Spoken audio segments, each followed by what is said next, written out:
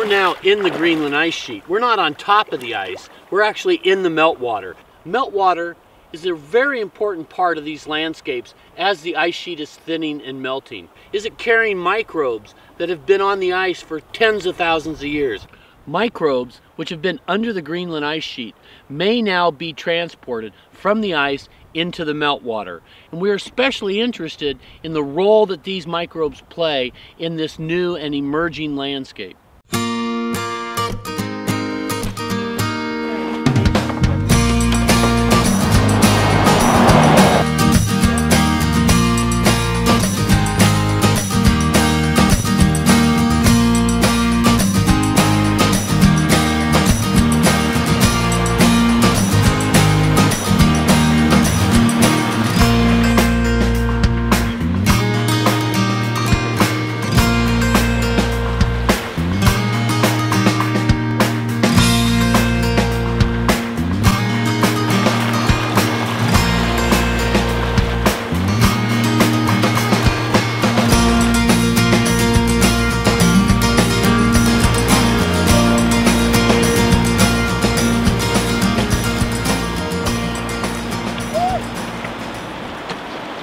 The Greenland Ice Sheet is a huge body of ice. Even a small amount of nutrient cycling within this area, scaled up, creates large changes in chemicals, and these chemicals all eventually end up in the oceans, so there are knock-on effects for the whole of the global system, not just up here in the polar environment.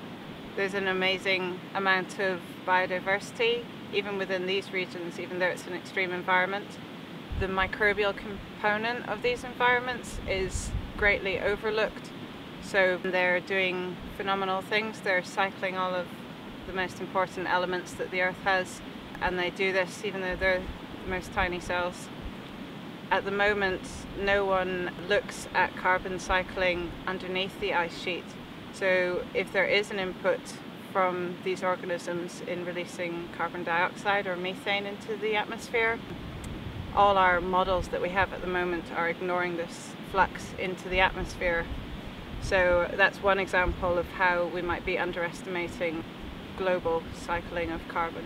So when we come out to the field area, we want to get a characteristic of what the water's doing today.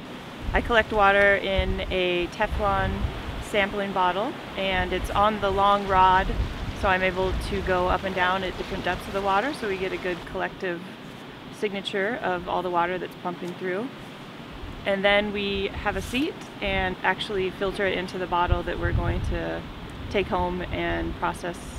We take them back home with us, and we use big machines to look at the anions and cations. And those are different charged particles in the water, like calcium, magnesium, aluminum. We want to know the water chemistry. It helps the microbiologists know what kind of nutrients are available for the bugs they're finding, and it also lets us know what is going into the oceans. We have a really good dynamic going. We all come together and bounce ideas off of each other and take care of each other, help each other out in the field, so it's pretty amazing. If I'm able to give any input to the global science community, that would be incredible. And that's, I think, what a lot of science is doing right now, is gathering information to make educated decisions on what we should do.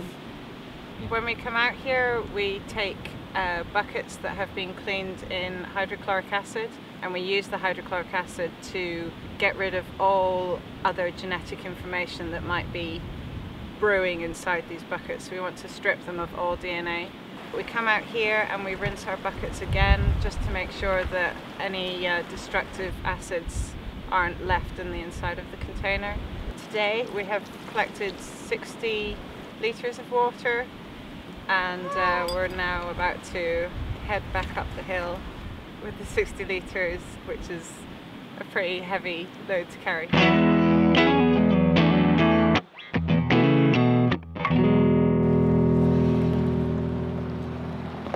We'll take it to the lab, and we're going to filter them through 0.2 micrometer filters, which is really tiny filter pore sizes.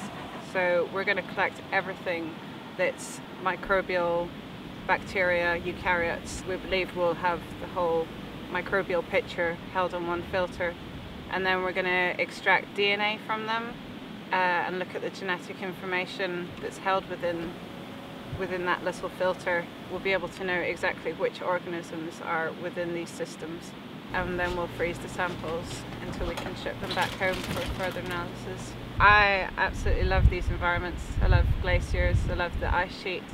It's just brilliant being engulfed in such an inspiring setting every single day.